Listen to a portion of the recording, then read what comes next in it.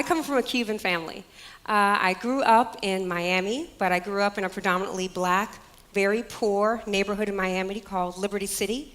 From there, I went on to Atlanta, studied at Emory University, and had the honor of being a congressional aide to civil rights hero Congressman John Lewis. And after that, I went to Chicago and got my MBA and my law degree at the University of Chicago, where I also got to learn from another hero of mine, taught constitutional law by then Professor Barack Obama, and now the President of the United States. We fell in love while we were in graduate school. Now that's John and I, not the President and I. We found great success in corporate America, got married, bought our pretty house in our pretty suburb, had our 2 pretty little girls, and we're living out our picture-perfect, comfortable Cosby life. But when we analyzed the rest of the black community, we saw that things were getting worse and worse for most black people. We felt guilty about that. We felt bad about that. So we gave more to our black church. We gave more to the NAACP and the UNCF. Wasn't that enough? Philanthropy is commendable, but it must not cause the philanthropist to overlook the circumstances of economic injustice which make philanthropy necessary. Dr. Martin Luther King said that. Now, what is this economic injustice he was talking about? What are these circumstances he was talking about? In America, in the Asian community, the dollar circulates among the community's banks and retailers and professionals for about 28 days before it leaves the community. In Jewish communities, that circulation period is about 19 days. In WASP communities, predominantly white areas, if you will, the dollar stays 17 days. My Hispanic brothers and sisters keep their dollar for about a week. And in the black community, the community Dr. King was slain fighting for, we keep our dollar for 6 hours. Let me tell you what that means in real life terms. That means in Asian communities, Asian kids get to see business owners who look like them every day, all the time. There are Asian banks and insurance companies and grocery stores all over the community, and those businesses employ from the community, and the families take care of those businesses and vice versa. Asian unemployment in America is at a low 4 to 5%. Most Asian Americans, over 50%, are self-employed or employed by Asian firms. Those circumstances, that economic and business growth, lead to high educational attainment. There's business and political power, low poverty, strong businesses, low crime in Asian neighborhoods. 6 hours in the black community. Let me tell you what that means. That means that black kids can't see business owners who look like them every day. There are no black-owned grocery stores and dry cleaners and pharmacies and clothing stores locally owned in the black community. So the people there cannot get jobs, much less create jobs in the community. So black unemployment in places like Detroit and Gary and Oakland, sometimes 40%. And those circumstances lead to social problems like recidivism, high crime, high gang and drug activity, poverty. That's what's going on with those 6 hours. And those disparities cause the same kind of problems in the corporate space. 60% of the money that is spent with Asian suppliers in corporate America, so your Asian professional firms, Asian products you see on the shelves, used to be spent with black-owned businesses. And the same kind of shift has happened between Hispanic businesses and black-owned businesses. That's why when you go into a grocery store, you'll see whole aisles full of products coming from Asian companies, from Hispanic companies. So let's go to the grocery store or the drugstore and see where the black-oriented products are. You go there, you'll see products like these. You'll see Spotin' Wave and Less Jam and Smooth and Shine and Dark and Lovely and Strength of Nature and Dark and Natural and Stay Soft Fro. All those products that only black people buy every day. 100% black market. All those products are owned by L'Oreal, a company out of France. All those billions of dollars leave the black community. Some of that money could come back if L'Oreal had supplier diversity, if L'Oreal was doing any business with black-owned firms. L'Oreal only has black buyers, no black suppliers. Same deal with Hennessy. Hennessy, Wall Street Journal estimates between 60 to 80% of Hennessy's US market comes from the black community. That means that Hennessy closes down tomorrow without black consumers.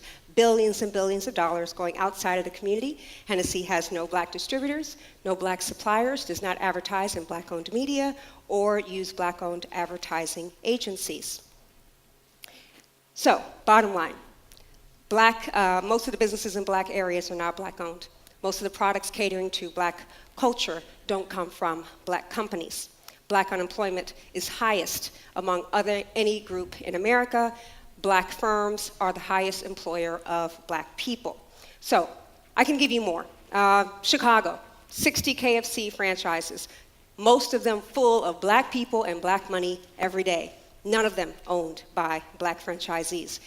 I'm just trying to give you this picture of the circumstances of economic injustice Dr. King referred to. And what I hope we can do is I can get you to understand that if this is the picture of economic injustice he was thinking about, can we look at the opportunity, or maybe the duty, or at least the right to do something about that economic injustice? All kind of folks rally if a white racist shoots an unarmed black teen. And then we protest a legal system that would let that killer go free. Now, will we rally? Will we come together if that unarmed black boy gets shot by a black gangbanger? And that happens because that black boy lives in a place that is so economically depleted, so poor, and the people there are so angry and so frustrated that that place has become a war zone overrun by drug activity? Will you protest for that economic injustice? Well, I conceived of and conducted the empowerment experiment, hoping that if we shared this story with you, you would do just that. And it was tough living like that. It was tough and fearful being called a racist, a Nazi, or the other N-word, dealing with death threats and hate mail, just because I decided for 1 year to do this experiment to explore the possibility of using my buying power to help my economically deprived community. It was humiliating taking CBS News and PBS NewsHour through the black areas of Chicago, trudging through all of that economic deprivation and all that social decay. Every face we see black, watching the correspondents and camera crews shake their heads as we go store to store, door to door. Hi, we're doing a story on black businesses. May we meet your owner? Blocks and blocks, sometimes miles, dozens of businesses without engaging a black proprietor. It hurt as a black woman to see that. And I know I hurt some feelings to show that. But I really hoped that that year would bring you in and take you there and show you things that you may not want to see, but you needed to see, and hopefully really wanted to understand. I wanted you to see Jordan.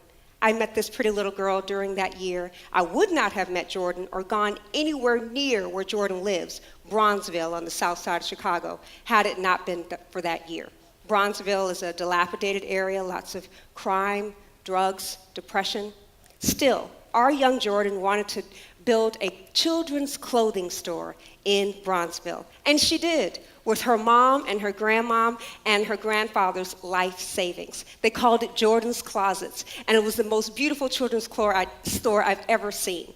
They had, on Saturdays, they would invite little girls from the community for tea parties and book clubs.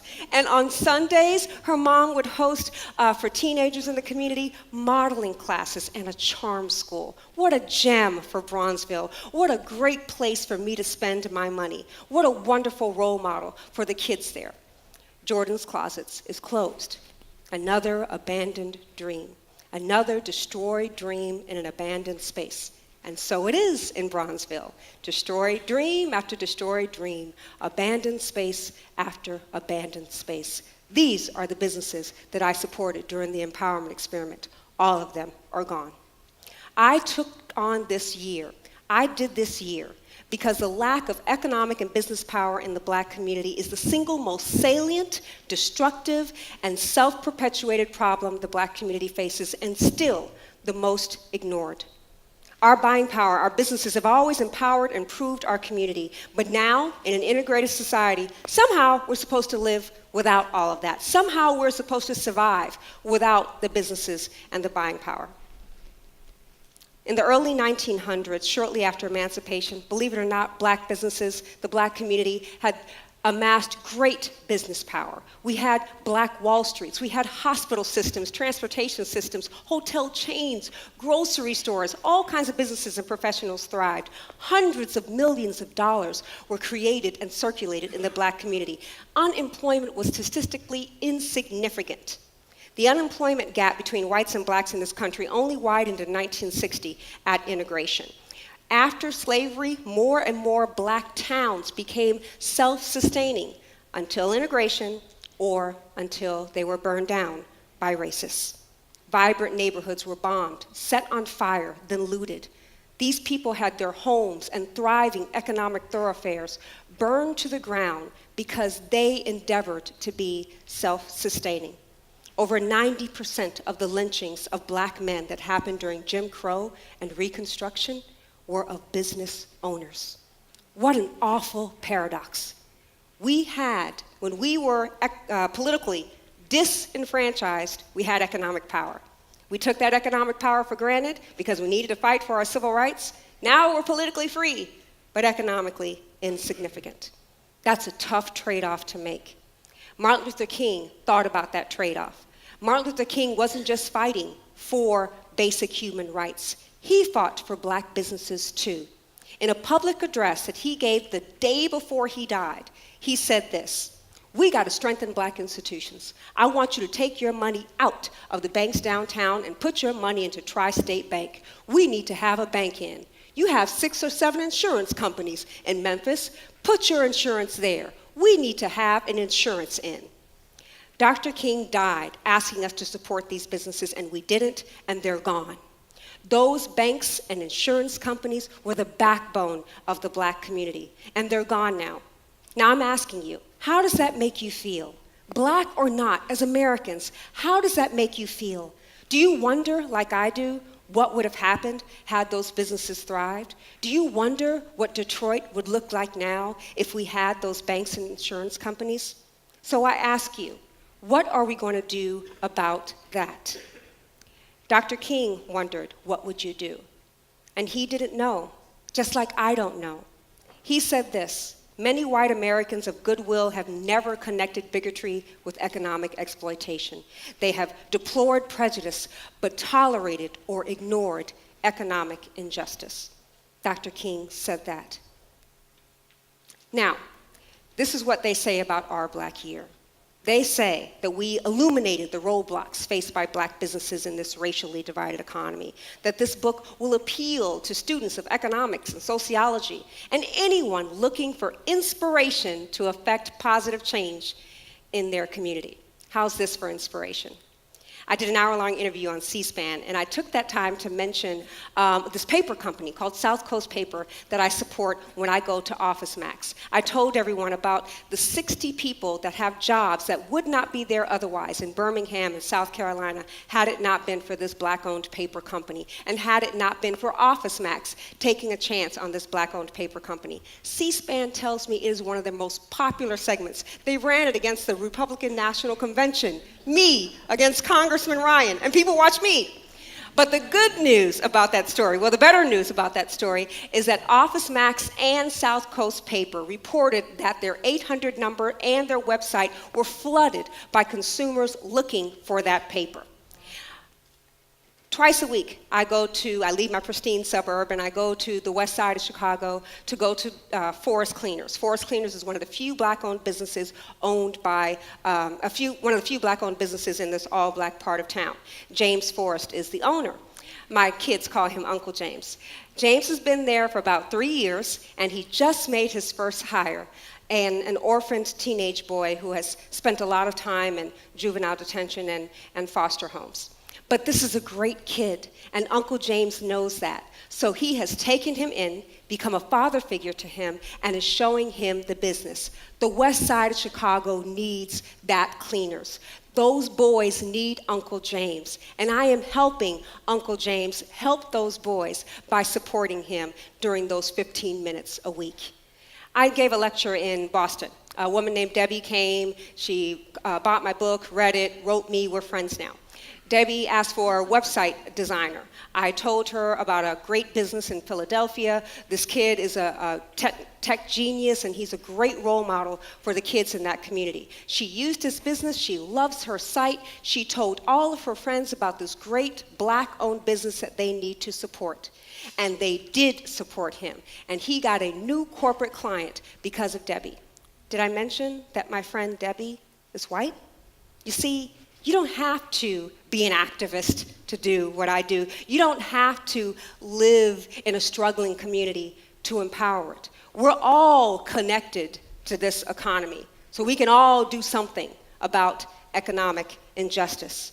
Your dollar can do just as much as mine, as Debbie's, to make our economy more fair and more inclusive. Mima, my mother, was just a Cuban farm girl, never graduated from high school, never learned how to drive, but she was one of the most brilliant and the bravest women I'll ever know. In 2008, right before we launched the empowerment experiment, my mother was diagnosed with pancreatic cancer and given 3 months to live. I was going to shut this whole thing down to be with Louisa. And Mima said, no, you have to do this. This will be the most important thing that you'll ever do. She is the reason that I'm on this stage today. And I wonder, now that Mima is gone, Mima lived 16 months with pancreatic cancer, one of the worst cancers there is, and she died in my arms, having witnessed her daughter complete the most important thing that she'll ever do. Mima died 1 month after the empowerment experiment. And that's wonderful that she got to see her daughter do that. But I still wonder, 5 years later, did I waste the last year of my mother's life fighting for something that's never going to change, never be penetrated? And not because the right man has his foot on our necks, but because no matter how much media attention we earn, no matter how much studies we generate, my people just won't come together again. And the larger community won't, because it's taboo, unite to create an integrated economy. The larger community won't fight for economic empowerment the way we did for civil and human rights. But then Mima will send me folks like Debbie, like Jordan, like Uncle James, and all those great people who went out to buy South Coast paper. And she shows me that it was indeed worth it. That it was indeed worth it. That's the point. All of these strangers came together to create an empowered community. Strangers connected by their sense of community. That's my Black year. It's not the story of an extreme thing that I did for 1 year. It's the story of the little things we all can do every day. Thank you. Thank you so much.